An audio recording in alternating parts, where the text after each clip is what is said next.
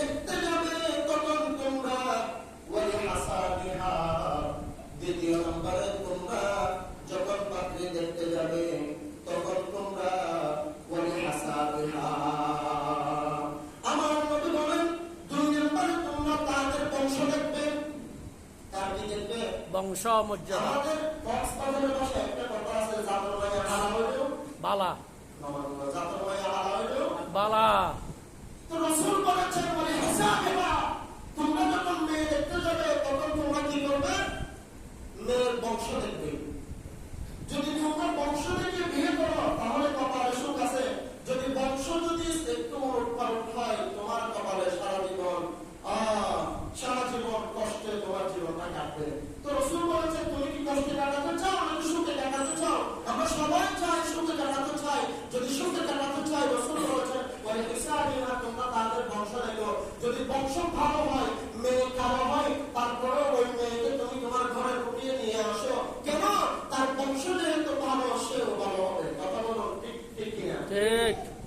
তৃতীয় নম্বর রাসূল বলেছেন ওয়ালি জামালিহা, হে দুনিয়ার মানুষেরা, আমি নবীর উম্মতেরা, তোমরা তৃতীয় নম্বরে দেখবে যেই পাত্রীকে তুমি বিবাহ করছো, তুমি তোমার ঘরে নিয়ে আসছো, যিনাকে তুমি শাদী করছো, ওই মেয়েটি ওই পাত্রীটি সুন্দর কিনা দেখবে। এটা কার কথা? আমার কথা? না, রাসূলের কথা। রাসূলের পাক কথা। রাসূল বলেছেন ওয়ালি জামালিহা, তোমরা তাদের সৌন্দর্য দেখবে। যদি তুমি সৌন্দর্য না আনো তাহলে তুমি পরবর্তীতে পরকীয়ায় লিপ্ত হওয়ার সম্ভাবনা আছে। আছে না? আছে। বর্তমানে অধিকাংশ পরকীয়ায় লিপ্ত হচ্ছে আমরা। কেন? কারণ কি? হয় তার ব্যবহার ভালো না, না হয় সে সুন্দর না, না হয় তাকে দেখলে রাসূল বলেছেন ওই কুমারী মেয়েকে তোমরা বিবাহ করবে যে মেয়ের দিকে তাকালেই তোমার অন্তরে প্রশান্তি জেগে যায়। একটু জোরে বলুন সুবহানাল্লাহ। সেজন্য রাসূল বলেছেন তোমরা ওই জামালিহা, সুন্দর দেখে বিবাহ করবে। চতুর্থ নম্বরে রাসূল বলেছেন ওয়ালিদিনিহা, ওয়ালিদিনিহা, ওয়ালিদিনিহা। আমার নবী বলেন চতুর্থ নম্বরে তোমরা দ্বীন আছে কিনা, ইসলাম ওই মেয়ের কাছে আছে কিনা দেখবে। এখন আপনারা দেখি শুধু সুন্দর, ওর শ্বশুর বাড়িতে কি আছে নাই এগুলো আমরা চিন্তা করি না, বংশ কিরকম সেটাও দেখি না, খালি দেখি চামড়া সুন্দর হলে যথেষ্ট। চামড়া সুন্দর হলে যথেষ্ট না, চামড়া সুন্দর হলে যথেষ্ট হওয়া আপনার দরকার নাই। রাসূল বলেছেন ওয়ালিদিনিহা, তার মধ্যে ইসলাম আছে কিনা দেখো, তার মধ্যে দ্বীন আছে কিনা দেখো। তুমি এমন একটা মেয়েকে বিবাহ করে ঘরে উঠিয়ে নিয়ে আসছো, সে 24 ঘন্টার মধ্যে 26 ঘন্টা টিকটক করে। হাসছেন কেন ভাই? কথা ঠিক না? সত্য। 24 ঘন্টার মধ্যে 26 ঘন্টা টিকটক করে। তো একে বিয়ে করে আপনি কি শান্তি পাবেন নাকি অশান্তি? অশান্তি। অশান্তি। সেজন্য রাসূল বলেছেন ওয়ালিদিনিহা, ওয়ালিদিনিহা, ওয়ালিদিনিহা, তোমরা চতুর্থ নম্বরে তার দ্বীন দেখো, ইসলাম দেখো। মেয়েটা পর্দা কিনা করে কিনা দেখো, 5 ওয়াক্ত নামাজ কিনা দেখো, কোরআন পড়তে পারে কিনা দেখো। তাকে তুমি বিয়ে করে ঘরে নিয়ে আসো, সে মাস্টার্স পাস করছে কিনা, এমএ পাস করছে কিনা সেটা দেখার দরকার নাই।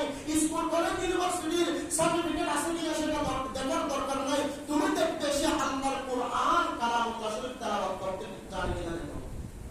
ঠিক।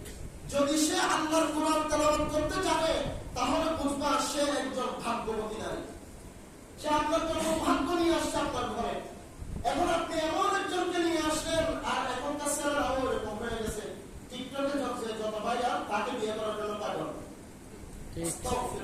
আল্লাহ আমাদেরকে ওই সমস্ত মেয়েদের কাছ থেকে রক্ষা করুন যে মেয়েরা লক্ষ লক্ষ কোটি কোটি মানুষের সামনে গিয়ে নিজের শরীরকে অর্পণ করে, নিজের শরীরকে উন্মুক্ত করে দেয়, অন্যান্য ছেলেদেরকে তার নিজের চেহারা দেখায়, টিকটক করে, বিভিন্ন ধরনের ফেসবুক, ইউটিউব, টিকটক এগুলোর মধ্যে যারা পড়ে থাকে, ওই সমস্ত মেয়েদের কাছ থেকে আমাকে আপনাকে সবাইকে আল্লাহ রাব্বুল আলামিন রক্ষা করুন। সকলে বলে আমিন। রাসূল বলেছেন ওয়ালিদিনিহা, তোমরা চতুর্থ নম্বরে দ্বীন দেখবে, ইসলাম দেখবে।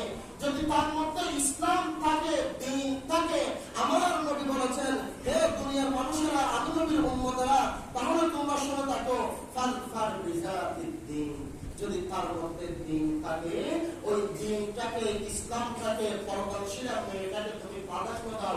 সে যদিও বা কালো, সে হোক কালো, তার বংশ ঠিক না হোক, কিন্তু সে ঠিক দিনদার। তার ঘরে, তার বাড়িতে, তার বাচ্চার কাছে তেমন জমি বিঘা নাই, তেমন জায়গা জমি নাই, তেমন টাকা পয়সা নাই, তারপরে তুমি দিনদারিত্বকে, তুমি পর্দাশীল মেয়েটাকে, ইসলামিক মাইন্ডের মেয়েটাকে তুমি প্রাধান্য দাও, তাকেই তুমি বিয়ে করো। একটু জোরে বলো সুবহানাল্লাহ।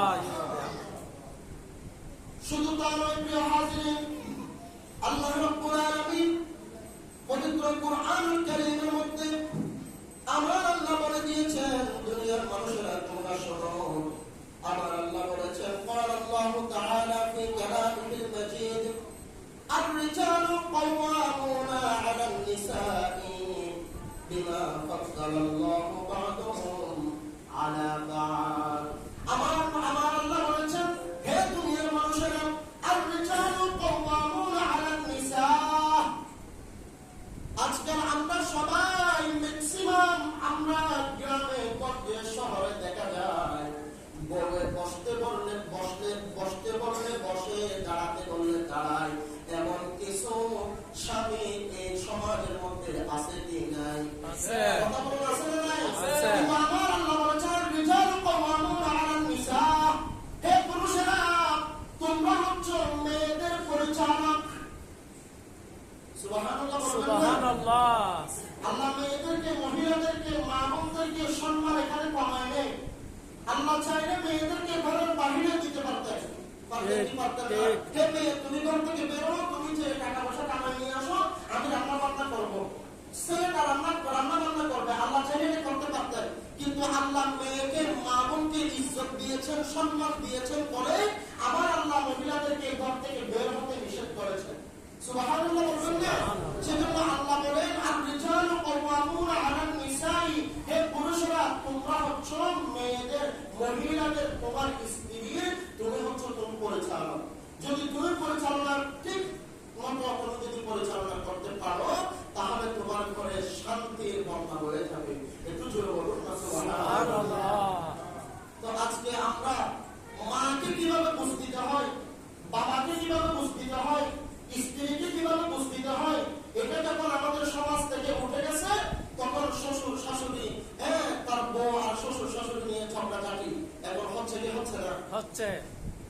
আমি বাসায় গেলাম, আমাকে আমার স্ত্রী বললো, তোমার মা এই করতে, সে করলো, এই করছে, সেই করছে। এখন আমি চলে গেলাম মায়ের বিরুদ্ধে।